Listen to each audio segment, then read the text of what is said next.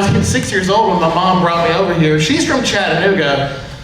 And in 1964, she had this thing where she's like, you know what, the American government is just too oppressive. So she met my father. He was a surgeon in Erlanger, in Chattanooga, Tennessee. She was a nurse, and they fought all the time. And they thought that would be a good basis for our marriage. So he's like, let's go back to my place. It's only 10,000 steps. Miles, this way. And so they lived there 15 years, you know? And the Iranian Revolution broke out, and she's like, there's something missing in my life. What is it? Freedom! How do we get that back? And so she brought 3 Iranian baby boys to the South in 1981. For all the historians, you should know that was a really bad decision. Not that it's got any better since then, but then it was really, really bad, you know? So yeah, I'll get this little, we went to Cracker Barrel when I was a kid, and that's how I learned this voice. This is called safety. And this is called biscuits and gravy. I didn't know what I was doing, but apparently my young self knew, hey, if you get so big, they can't deport you because they can't put you on the plane. So here she brings us to the South, and I just want to play football. Like, I want to play football, you know?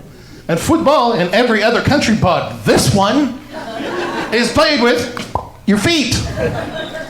You know, so I'm getting out there, and then the school had a football program. They said, you're a fat fella.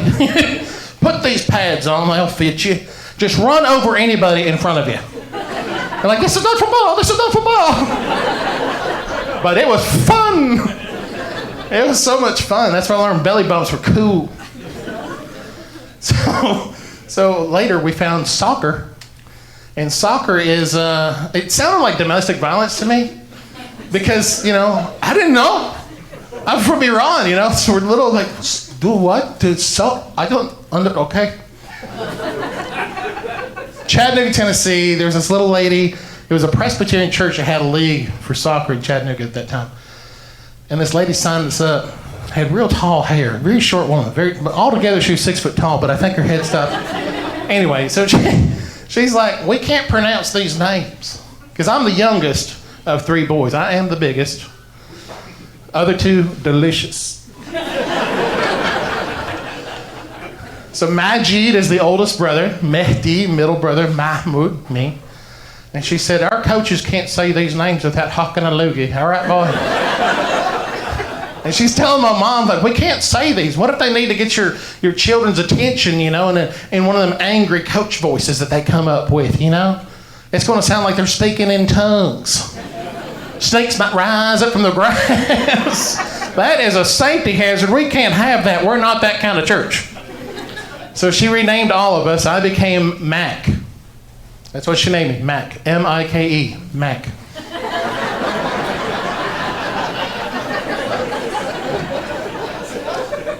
Very confusing for a child from the Middle East. Like, I don't know what happened, you know? It's hard enough trying to learn the language, let alone wrong. And we met someone apparently related to her at Cracker Barrel, because the lady said, you want some sweet ass tea?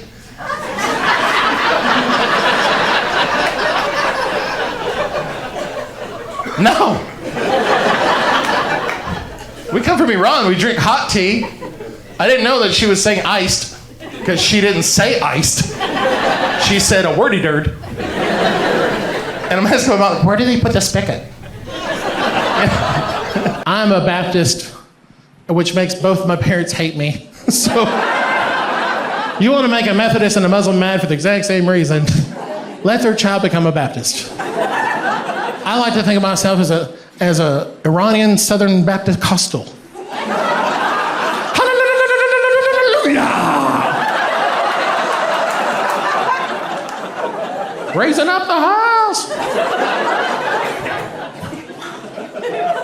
Come join our life group. We need to understand how to save you, because you're going to need more than what that baptism did for you. I love the first preacher that baptized me. Well, I lost him right under my muffin top. It was the most horrible thing. Like, we went into the pond and only I came back out. But I found him like right there and I had to come around. I saved him.